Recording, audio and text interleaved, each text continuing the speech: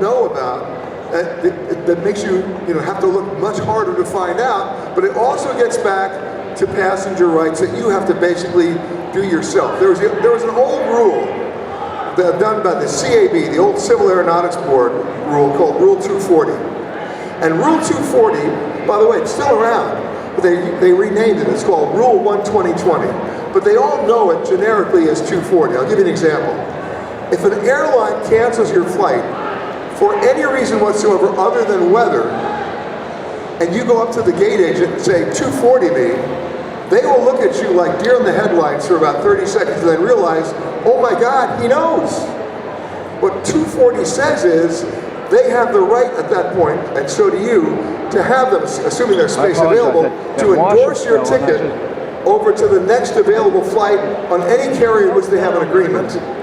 And then off you go, right? So I was supposed to be on a flight from New Orleans to LaGuardia. I got to the counter, and it canceled, and I said 240 me, and they looked at me like the scene from Ferris Bueller, oh no, and they had to rewrite the ticket, and I took everybody online with me because they didn't know about 240, and off we went to New York on another airline. We went on Delta. The point is, you need to know that, and they don't tell you that, right? No one's going to volunteer that for you. We just did. Well, can I be the first person to ask a question here? How do you know which airlines have interline agreements with which other airlines? I've asked and asked. I can tell you the answer. Nowhere. The answer is in the baggage. I'll explain. Let's say you're going from Los Angeles to New York through Dallas, but you're flying LA to Dallas on American and Dallas to New York on Delta, right? In the old days, you could check your bags all the way through. Today, no, because Delta and American no longer have that interline agreement. But Delta has it with United, and United might have it with American. All you have to do to find out who's got the interline agreement is saying, can I check my bags all the way through? And if they say no, they don't have the agreement with that airline. Delta and American actually restored it. Are you kidding me? No, they actually restored their interline agreement. Delta had gotten a little bit greedy. Look, our operation was more reliable than Americans. You have all these passengers that are getting canceled back in 2018. We want to charge you more than the industry standard. American said no. And then their operation got a little better. Delta's wasn't quite as good as it used to be. Delta came back and said, no, we'll do the industry standard deal with you. Okay, so now the answer is you will get that ticket rewritten. I think one of the useful things to know if you're just a little confused about all these interline agreements is that one thing is for sure, which is the low-cost airlines have fewer interline agreements. As in none. Oh, as in none. So if you're on Southwest Airlines and you're connected to another flight, you got to go get your bags, go back through security, and check in again. One of the things that comes up again and again in people that write into me is they think that low-cost airlines they just cost less, or the seats just have less space. But there's all this stuff behind the scenes that is also maybe sometimes worse. Customer service is not always as good. Not that it's so great on the main airlines either. Well, wait a second. Let's discuss customer service. Okay. The oxymoron of all oxymorons, next to airline food, another oxymoron. But let's discuss customer service. What did American Airlines just do last week? They laid off 600 people in customer service in Dallas and Phoenix, and then put out a press release that said what, Gary? That it was in order to improve customer service. I'd like to see that connected. Frontier Airlines got rid of it entirely. Well, what they did is they eliminated their telephone customer service so that you couldn't call them. Yeah, God forbid you could have a conversation with somebody. But you know what? Having said all that, there are other things you can do. My rule of thumb is you never take a no from someone who's not empowered to give you a yes in the first place. So it's the way you do it. So the very first person you get on the phone is usually only empowered to tell you no. Or the very first person you encounter at the airport is only empowered to tell you no. Find the one person who can give you a yes, be very nice, this is not Battle of the Network Stars, and then if they tell you no, it really is a no.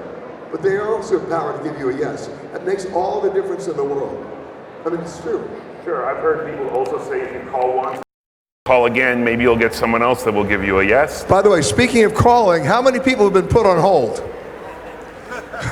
How many people are still waiting? Well, here's my secret way to do it. You don't call the 800 number for the airline you want to talk to in this country. you call the 800 number of the same airline in another country. Meaning, you call the 800 number for American in, in Dubai, or the 800 number for United Airlines in London. They're awake. They're seeing the same thing on their computer screen that the same guys are seeing in Raleigh, Durham, or Dallas, or Chicago, and you won't be waiting for 7 hours for an answer back. And you might even, now, if you get somebody on the phone who doesn't know the difference between, Dulles and Dallas, then you can hang up and call again. Yeah, I mean, that is when you need something urgently. I'm curious how you all feel. When something is not quite as urgent, I always recommend doing everything in writing. If you can get the email address of someone, this might be after the fact when you're trying to get some money back for something, always email or chat and screenshot everything, because when you talk to someone on the phone, they say a lot of things that end up not necessarily being true, and unless you record the conversation yourself, you know how they say, this call will be recorded to improve customer service. You can't get your hands on that recording. I have tried again and again when people with airlines to get them to send me a recording of customer service. They just won't do it. So anything you can get in writing or record yourself, I really recommend that you do it. And the funniest thing ever, this is my demented sense of humor, is after you've been holding for 7 hours and you finally think you're about to get connected, they'll say, please stay on the line after our call for a 2-minute survey on our customer service. No, we already know the survey. You suck. So bottom line is you got to get to somebody, a human being, and if you can circumvent it and go through another location and get it, please do that. I want to go through another topic very quickly because it's in the news as of yesterday, and that is, how many people here read State Department advisories? How many people know what they are? Okay. Well, for those of you who don't, I'm going to give you a quick little history. State Department advisories have been around for a long time. And you may have seen in the news in the last 48 hours, it says, State Department warns travelers. No, those are not warnings. Those were advisories. But where did advisories start? About 30 or 40 years ago. But then they changed. First of all, they were never applied equally, right? While they were telling everybody not to go to the Middle East, Ireland was getting blown up, and there was never an advisory, right? It was done in a very selective way. And then something happened. December 21st, 1988. Anybody remember that day? I do. Lockerbie, Pan Am 103, one of the great tragedies in aviation. Well, 5 days before that bombing, the U.S. Embassy in Helsinki received very credible information that a U.S. flag carrier was going to be blown up over Christmas coming out of London. And what did they do with that information? And it was very credible. They only told other State Department personnel. So that plane with 259 people on board, those people never had a chance. They all died, 11 people on the ground. Well, once that information surfaced about that information that had come out of the embassy in Helsinki, the State Department went nuts. The needle just shifted over, and from that moment on, if an American tore a hangnail in Peru, they issued a State Department advisory, right? Everything was about fear-based, and it was CYA. That's a technical term if anybody wants me to interpret that. Has anybody read the State Department advisory for Turkey? Let me give it to you. Americans are advised that Turkish drivers pass on the left and the right. Have they been on the 405? Is that going to stop me from going to Turkey? But you heard the 3-word State Department advisory, you don't go. The State Department advisory for Indonesia. Americans are warned to stay away from buses and avoid large crowds. I live in LA. I avoid buses because I have no idea where they go. That's terrorism. I know if I get on a bus in LA, I will never come back. I just don't know where they go. But in all kidding aside, those State Department advisors were, even with the best of intentions, misleading and full of bad information. So now let's cut to what happened 2.5 years ago in the Trump administration. They realized this was not working, so they decided to go the other way. And they've now issued a State Department advisory for every one of the 196 countries. And they've done it in 4 levels.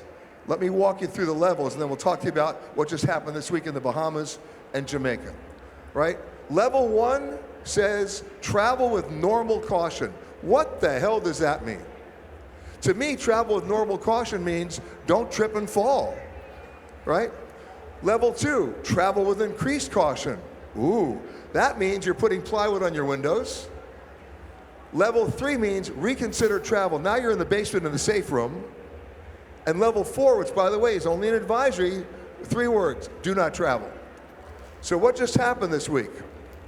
The Bahamas went to a level 2, travel with increased caution. Why? Because the murder rate in the Bahamas just soared in the first month of this year, in January, and a lot of street crime. Most Americans never leave their resorts. Most Americans never leave the hotels. And who's doing the street crime and the murders? It's gangs against gangs, very much like Mexico, right? 65,000 people have been killed in Mexico over the last 14 years. How many Americans? Anybody want to guess? 11. And of the 11, 9 were vacationing drug dealers. Is that going to stop me from going to Mexico? No. But the fear-based attitude is, you hear those 3 words, State Department advisory, I'm not going to go. Jamaica this week went to a level 3. And the level 3 is reconsider travel. Why? Again, street crime, gangs, homicides, but not at the resorts. So you need to not only read these State Department advisories completely, but don't just stop there. Go to the British Foreign Office. You're nodding because you know. I was about to say that. Say it. Well, go to the British one, go to the Australian one. Just don't read their warnings about the United States, of course. And by the way, I happen to think the British Foreign Office does a better job of telling their citizens what's going on with real-time information. Well, one thing that is just, you have to remember is that a country, imagine a warning about the United States about, I don't know, a hurricane in Florida, and you put off your trip to Alaska. A lot of times we think of other countries just as like one monolithic place. I remember when there was the nuclear incident in Japan, the tsunami and nuclear incident. Fukushima. Half of Japan was still open for business. And you would have thought, I mean, even my editor made me cancel my trip to Japan, even though I said, why don't I just go to the other half of Japan? The Japanese tourism folks were begging me to come. Right. But we just think it's just one country. So sometimes now the State Department, in the Mexican warning by the State Department does distinguish between regions of the country. But if you read something that's very general overall about a big country that you're going to, look into it further. But by the way, they were forced to specify the regions of the country when I went on the air and said how stupid the warnings were, because the 2 regions that they're now warning you about are Ciudad Juarez and Nuevo Laredo. There is nobody here vacationing in Ciudad Juarez or Nuevo Laredo, unless you're a vacationing drug dealer. So the other thing I would suggest that you do, and now both Bahamas and Jamaica, of course, speak English, but no matter where you're going, there are English language newspapers published there. Go online, read the last 2 weeks of those papers, and now you can make an informed decision as to whether or not you really want to go. Informed, I mean, look, travel volumes dropped to Kona after the Maui wildfires. Oh yes, all the other neighbor islands were suffering because everybody said you couldn't go to Hawaii. By the way, other than West Maui, you can still go to Maui. The only thing that's nailed is Lahaina, and that rebuilding effort's going to take about 4 years. Let's not kid ourselves. But for the rest of Maui, we went over there and reported on it. And as John said at the beginning, I'm a fireman in New York, so I went in with the fire guys to get a really first-hand experience on how bad the damage was and how bad the rebuilding was going to be in terms of time. So you're not going to be going to Lahaina, but the rest of Maui is open for business. And this is the one time they absolutely need you to come, because the economy of Hawaii depends 80% on travel and tourism. There are so many, it's actually a great idea you can really support countries, whatever country is in the news because of a disaster, wait a month, wait 2 months and go there, because people stop going, sometimes for decades. I meet so many people like, I would never go to Colombia because they grew up in the 1980s when Colombian drug lords were on the news. Well, guess what? I mean, it's not the 1980s anymore. And by the way, music Pablo is still Escobar good. died in 1993. Right. So just remember, especially those of us that are getting older, don't think about what was on the news 20 years ago and judge a country because of that. Same thing's happening now in the Middle East because of what's going on in Gaza. If you want to go down the Nile right now, now's the time to do it. Absolutely. I mean, Egypt is not affected by this. Jordan is not affected by this. They happen to be close to it, but nobody's firing rockets into Jordan. People, this is something many, many people wrote to me about. They wanted their money back for a Nile cruise because of the war. And okay, at least that's bordering Egypt. At least I can understand it sort of logically speaking, even though there was nothing more dangerous about going down the Nile. I got a bunch of stuff from people who didn't want to go to Morocco anymore. So I actually looked up the State Department level. Morocco was at a level 2, which was the same as Belgium. I said, well, unless you're not going to Belgium, you can definitely go to Morocco. Exactly. By the way, speaking of cruises, how many people here take cruises? How many people have taken more than one? So you're fans. Okay, how do you pay for your cruises? There are a lot of people here exhibiting today, cruise lines, right? How many people want deposits up front? How do you pay for it? Most of you paid with a credit card, yes? Is that right? Yes? Okay, but what are your rights? What are your rights when somebody wants a deposit way ahead, you pay with a credit card, and either you don't get the service you want, or the cruise gets canceled, you want your money back, or you want to change? What are your rights? And that's a very big gray area, because under federal credit law, if I buy a service or a good today, I have 60 days in which to dispute the charge if I didn't receive the good or the service. But what about the travel operators who are asking for deposits 6 months in advance? What are your rights then? It's even a little more complicated than that. It's 60 days from the statement close date in which you made the charge, but in one federal circuit, it actually only applies if you haven't paid off in full the charge. So on the other hand, as a general practical matter, the bank may do more. The networks can charge back up to 18 months. So it really is, the answer is it depends. And individual credit cards have their own internal rules that go way beyond the federal credit laws, which actually benefit you, and nobody knows it. You need to remind your own credit card issuer, whether it's Visa, MasterCard, or American Express, and 9 times out of 10, unless it's a truly extraordinary circumstance, you'll get your money back. But wait a minute, what about the cruise that we've all read about, which you've covered, I've covered, all the people who decided they were going to give up their jobs, give up their livelihood, and sail away for 3 years on a cruise that did not exist, and they put all their money down.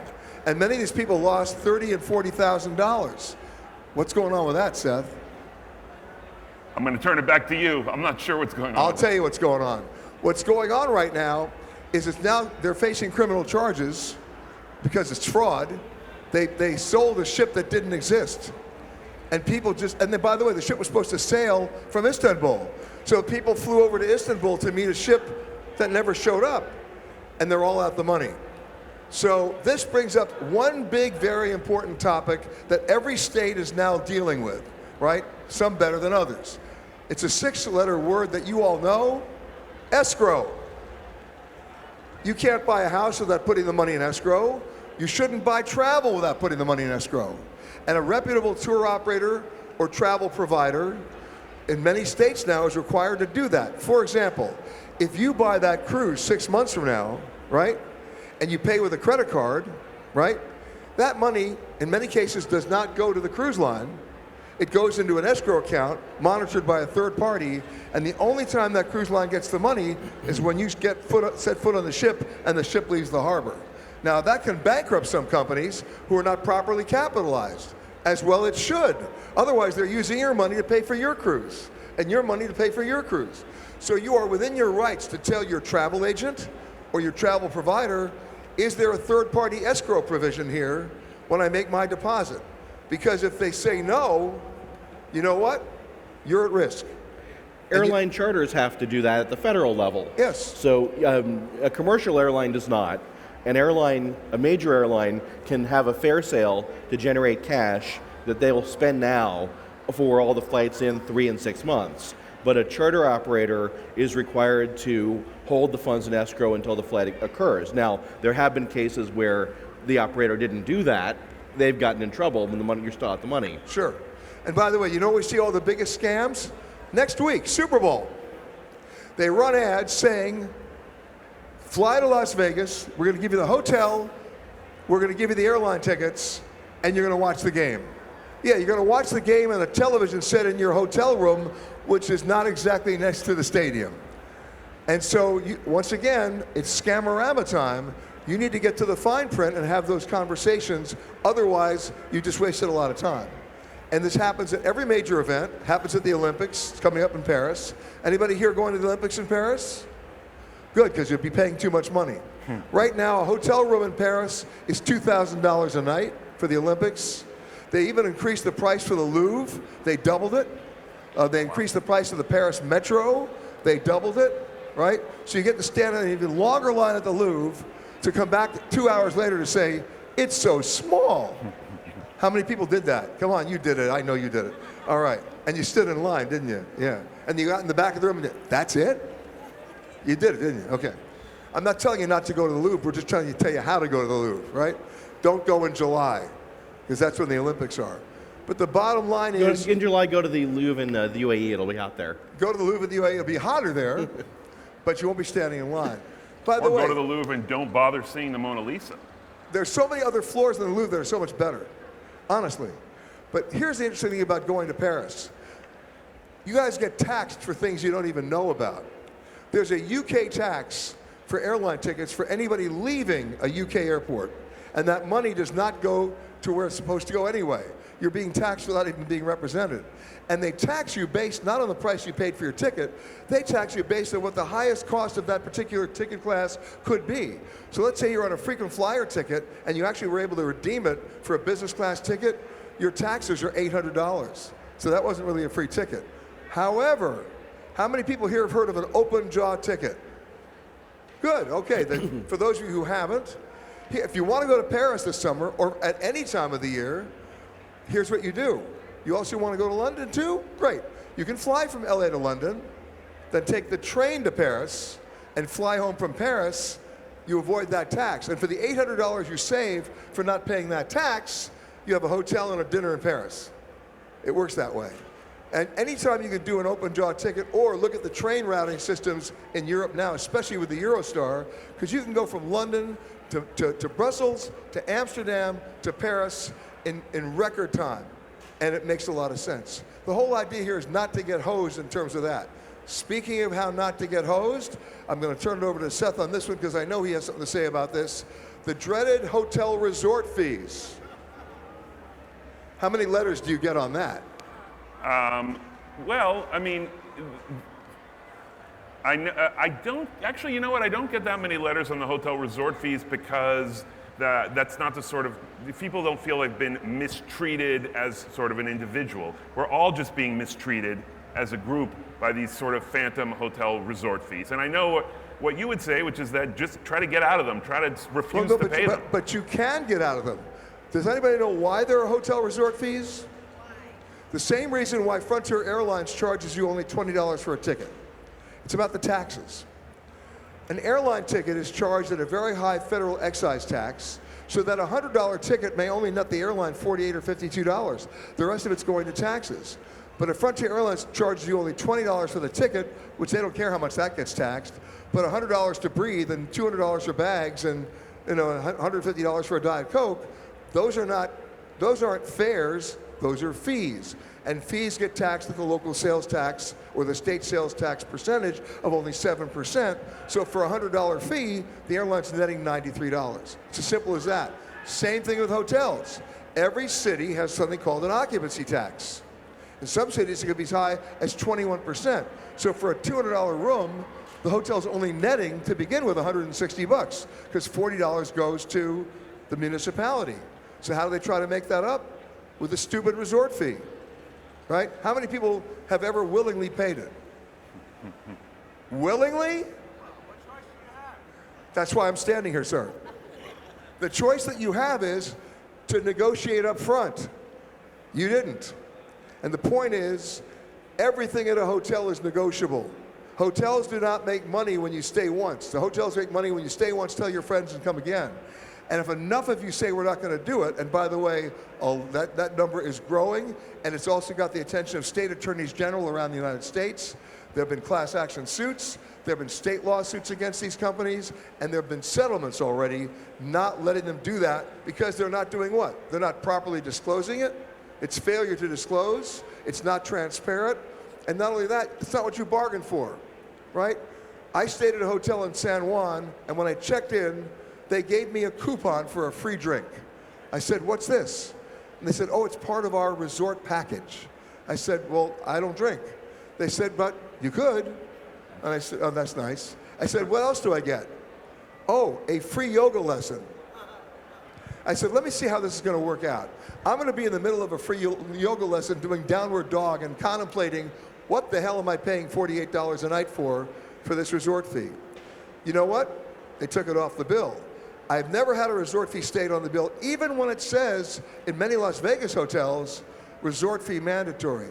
By the way, 48 hours ago, they just raised the resort fee at MGM without telling anybody another $6 a night. So everybody's paying like $50 a night now, over and above what you thought your rate was, for what? A towel at the pool that you're not going to go to? So, look, there's been one settlement already with Marriott and the state attorneys general of the state of Nebraska and also the Washington District of Columbia. What it says now is that Marriott has to display the resort fee in the same type font, typeface, and position as they display their fare or their room rate when you go online. Even so, that doesn't mean you have to pay it. It's all still negotiable. When do you negotiate it? Not online. There's nobody to talk to. You negotiate it when you check in or before you check in with an amazing invention called the telephone, where you make a call to, yes?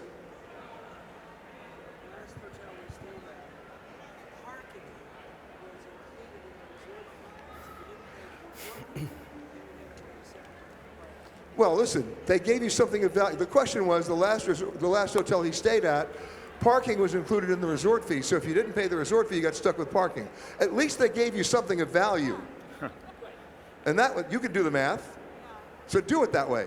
But for most people, a free cocktail and a yoga class was not really what you bargained for. The problem with the resort fee isn't really the fee itself, the amount of money. I mean, there's a cost of the room, and if they advertise, here's the cost of the room, and you choose to pay it, that's fair, right? The problem with the resort fee is then they advertise a lower price than you are required to charge, to pay. And what the Marriott initially with Pennsylvania and then with Texas, and we're starting to see some copycat, is a requirement that they will display the resort fee inclusive of, with the room rate on their own website. Now, this only applies to their own booking channels. So if you call up Marriott, they'll give you a price that includes that resort fee. But if you go to Expedia or to Booking.com, you are going to be shown prices that do not include the resort fees. And the resort fees may differ. And you've got to click through to the end to see the price, and they have to show it to you with the resort fee, but it makes comparisons of hotels really difficult. So you don't see what the total costs are when you're doing the comparison piece. And that's where the resort fee really becomes a problem. Now, the tax piece of it, and it varies by jurisdiction, but even when the tax piece of it doesn't apply, I mean, they're still benefiting from showing a rate that appears to be lower than competitors, right, which is, disingenuous, it's fraudulent. It's misleading of the consumer, and they are so you're paying more than you think you're paying, right? But it's with airlines, it's really clear. This is why Spirit and Frontier have an extra fee to book on their website. It's an internet convenience fee. Right? Emphasis on the word convenience. Right. And the idea there is a fee for an airline has to be something that is optional. Right? And that's how they get around the tax issue. If it's non-optional, it has to be part of the fare. It has to be optional. So everyone's going to book online if you're Spirit and Frontier, but they'll charge you more. The optionality there that lets them get out of the taxes is you could go to the airport and book a ticket at the ticket counter and not pay the web convenience fee. And people do this, but you've got to park if you're driving, right? You pay for transportation, you stand in line, you've got to wait until they're not busy, and then they're like, oh, I have to figure out how to issue a ticket, and so it's time consuming, but it's technically optional. But at least there's a choice, right? If there's not a choice, then it is the rate, right? I've seen hotels that have had resort fees that include the television in the room, and I'm like, okay, take the television out. I'm not going to watch it, right? Use of the beach. Use of the beach. The feel of the sand. I get it. But by the way, they come up with different definitions. So many city hotels were charging a resort fee. What was that? So now they charge a destination fee or a hospitality fee. Some hotels have gone one step beyond, which is cruelly fraudulent, and they're charging something called a destination tax. There are no destination taxes. And so you need to fight that back. And by the way, we do it all the time. I'll give you an example of what happened to me. I was checking into a hotel in Phoenix, and I only had carry-on bag. I was there to give a speech. This is quite ironic. I was there to give a speech to the innkeepers of America, 400 people who own hotels, right? I was speaking to them the next morning at 8:30. I checked in the night before at about 11:30. I gave my credit card to the front desk. They gave me my room key. I didn't need the bellman, but I saw him standing there. His name was Manny. He's going to come into the story later. I go back to my room. The next morning, the bill is under the door. The bill is for the room, the tax, and I had some room service. And then there was another charge. And the other charge was $10, mandatory tip to bellman. Mandatory tip to bellman. So it was still early in the morning, so I called downstairs and Manny was still working. And I said, Manny, what is this? He says, yeah, I know. I said, just at least tell me you get the money. He said, no, I don't get any of it. I said, Manny, what are you doing at 8:30? He said, why? I said, you're my guest at the speech. And I brought him in to 450 hotel people who were staying for the next 2 days, so they hadn't seen their bill yet. And I held up the bill. And I told the story. And I had Manny explain what wasn't happening. And all of a sudden, there's a frantic hand waving in the back of the room. You know who that was? That was the general manager of the hotel. And I said, yes, sir. He said, oh, I'll be glad to take it off your bill. I said, you're not getting the point. You got to take it off everybody's bill. Right. He said, well, I can't do that. So I said, okay, what are you doing at 8:30 tomorrow morning? He said, why? I said, I'm holding up this bill on the Today Show. And I did. And the Hilton company went nuts because they clearly were trying to screw people with an additional charge that wasn't even going to the person who you thought it was going to. So we all have rights here. I have a forum that maybe you don't have, but you have wallets, and you get to vote with them. And if enough people do it, like, by the way, let me be clear about something. I don't deny any hotel, cruise line, airline, or tour operator the ability to make a decent profit in their business. I'm asking them to be clear and transparent and honest about the way that they do it. Thank you. Yes, I agree. I would only add, I am actually pretty happy that so many people are starting to fight against these resort fees. Yeah. We as Americans are subject to all kinds of prices that don't end up being the final price in our daily lives. When you go to another country and you see something in the supermarket or in the store, that's the final price. Here we add taxes when we get to the register. When you eat at a restaurant, you have to add a tip at the end of all that. Oh, it's more than just the tip. And a tax. And the health plan, and all these other charges that you didn't know about. I had a receipt the other night that went on for 5 lines before it even got to me to sign it. And nobody disclosed this at the time I looked at the menu. It's the same deal. The fact that we tolerate any of this is just crazy, so at least it's nice that we're talking about it finally. And we've seen, tips at the self-checkout kiosks at the airport. What do you want to add? And you think there, at least I can opt out. I found one in the Austin airport that did not accept zero, a self-checkout kiosk. Take it one step further. There was research that came out this week.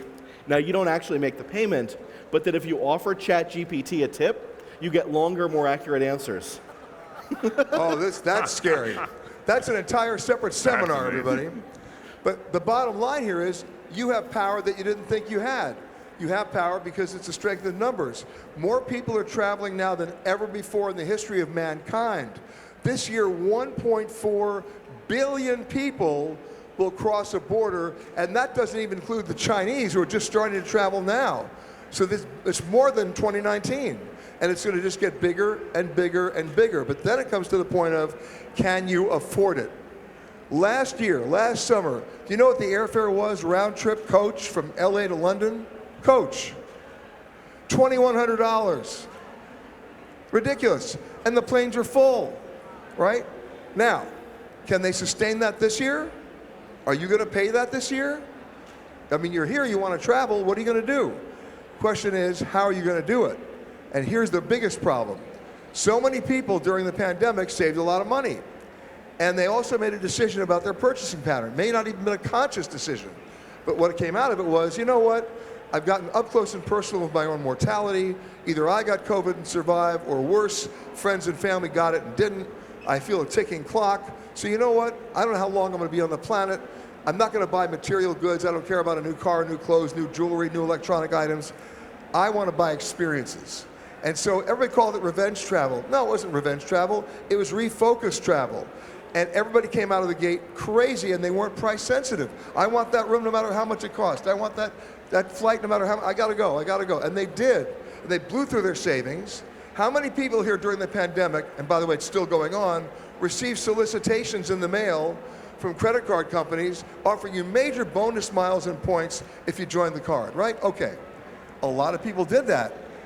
The interest rate on those cards starts at 24%. Banks are legally allowed to go up to 35%. If I loaned you money at 24%, I'd go to jail. It's called usury, but the credit card companies are allowed to do it. What is the consumer credit card debt in this country right now? Anybody want to guess? It's $1.4 trillion. That's all unsecured credit. And only 54% of Americans pay their credit card bills in full every month. So that means you're never going to get ahead. 46% of Americans can't catch up. How are they going to afford to travel? That's the real challenge for 2024. And the question is, where are you going to go there where you can actually afford it? And I guess the answer is you follow the power of the US dollar, right?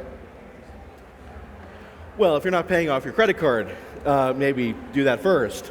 But it's certainly incredible deals at a lot of places. I mean, Japan, for instance, the dollar goes so much farther than it ever did Australia. Getting to Australia just once borders opened was very expensive. There weren't as many seats. You know, those were bid astronomically. Anywhere that Qantas flew, because if you lived in Australia, you weren't allowed not just to leave the country, but in many cases they weren't allowed to leave their state, right? They weren't allowed to cross state borders. So there was incredible demand for a limited set of resources. That won't be sustained. Airlines have built back their capacity. They've built back the number of people that they're employing. They have the pilots and the agents. American, as you said, is even laying off some of them. They feel like they have the staff. So the capacity is largely back. We may not have all of the planes delivered that we thought we were going to, and there are planes that were retired, planes not being delivered because of problems at Boeing, but not just Boeing. Airbus has its own challenges as well with the XLR that's behind schedule. So there are constraints on capacity, but it's not going to be as expensive as it was. And if you follow the US dollar, South Africa, Turkey, Argentina are three choices I would give you right now where you are the king with the US dollar. I mean, every time I go somewhere, before I ever get to a hotel, because I do not like mini bars, I always stop at a grocery store on the way in and I buy what I want, right? And then I go to the hotel and ask them to take the mini bar out and put a small refrigerator in. Because you know, if you look at that $9 Snickers bar long enough, you're gonna eat it and then you're gonna hate yourself.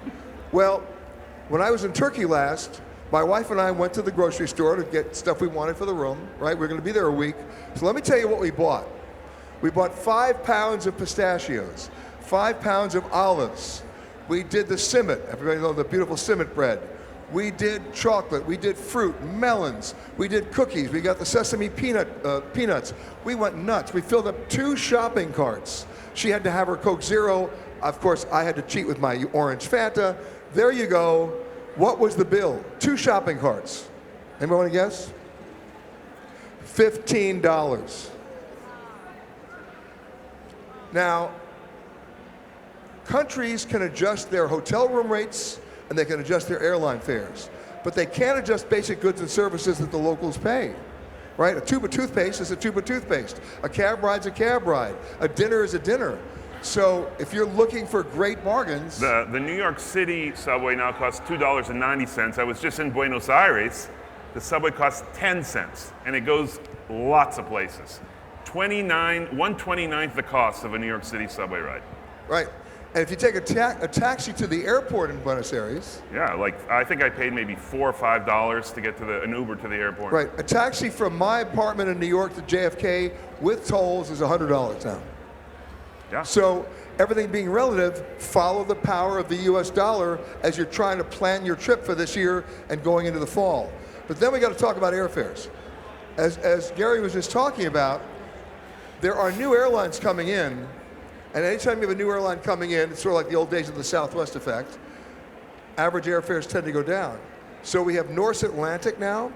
Airfare from Los Angeles to London now, remember I said $2,100 last year on North Atlantic? Anyone want to guess what it is right now? It's $607. That ain't bad. There's another airline called Condor, which goes through Frankfurt and has a great route system now. And they're flying brand new A330neos. Very nice business class, actually. Yeah. Their new product, their old product used to be a little bit lacking. Yeah, right. absolutely. Not true anymore. So I mean, there are new airlines out there that you can find. You're seeing airfare sales starting to pop up right now. Very quick pop-ups on the internet. They're not around for a while, but they're good through the end of May. We're talking airlines like Breeze. Has anybody flown Breeze? Okay, well they fly out here. They do nonstop service between underserved cities. They actually have a nonstop service right now between Providence, Rhode Island, and Los Angeles, right? I mean, they'll go from Myrtle Beach to Grand Rapids. Now they're going to nonstop. And if you have to go from Myrtle Beach to Grand Rapids, you no longer have to go through Atlanta, Chicago, or Dallas. You save the day because the actual flight is not that long. So you have options and you have fare categories now that you can do, with the exception of the blackout periods of Memorial Day or July 4th or Thanksgiving or Christmas. Other than that, it's wide open, especially in the domestic market. International airfare sales this year, or I should say prices, are expected to go up about 10%. I don't think it'll be sustained, but that's the expectation. Domestic fares are expected to drop this year between 14 and 19%. So it may be time to rediscover America. But avoid those peak periods, right? If you have to travel on a specific day, at a specific time, when everyone else does, you're a price taker, right? But if you have flexibility and can travel at non-peak periods, that's when you're going to find the best deals. When you're going to find the mileage awards. It's the seats that are going to go empty if you don't buy them. And it's when you're going to find the best deals at hotels. Now, look, I realize that people like to go to Europe in the summer. I kind of like to go in the winter. I mean, it's cold at home. It's not colder there. There aren't as many people around. Everything's cheaper. The restaurants are just as good. I have a 5-year-old daughter, and her Christmas vacation this year went until the 9th of January. It was like 3-week vacation, and we're going crazy, right? I got to get out of here. We got to do something else. So I live in Austin, and there's an Austin-Amsterdam nonstop. I was able to grab 3 business class award tickets on my preferred travel dates, right, nonstop. We went to Amsterdam, and they have, and Amsterdam, by the way, is really good for other things, okay? They have great children's museums and playgrounds. There's no better brunch city in the world. And so we just camped out there for 6 nights. Yeah, I'm a huge fan of the off-season. You know how the off-season started? Anyone want to guess? The off-season started with a couple of escaped Garmentos in New York who were freezing their you-know-what's off in February saying, let's go to the Caribbean. And next thing you know, that was the off-season and the on-season. Right now, look, nobody goes to Paris for a suntan anyway, so why not go in November or December? I've gone to Alaska in February and I've gone to Palm Springs in August and I had a great time.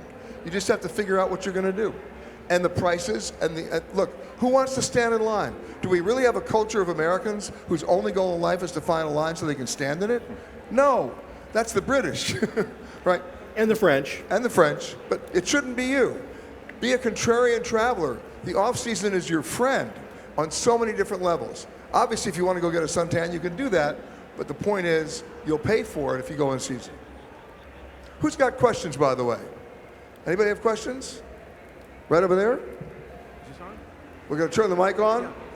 The airlines charge to use the telephone to make a phone call, surcharge to book a flight, right? Okay, let me explain. I know that question gets asked a lot. If I call the airline to make a reservation and I don't do it online, they'll charge me $25. But here's the difference. What that airline person is seeing on their computer screen is inventory that you're not seeing on yours. And they're seeing routings that you're not seeing on yours.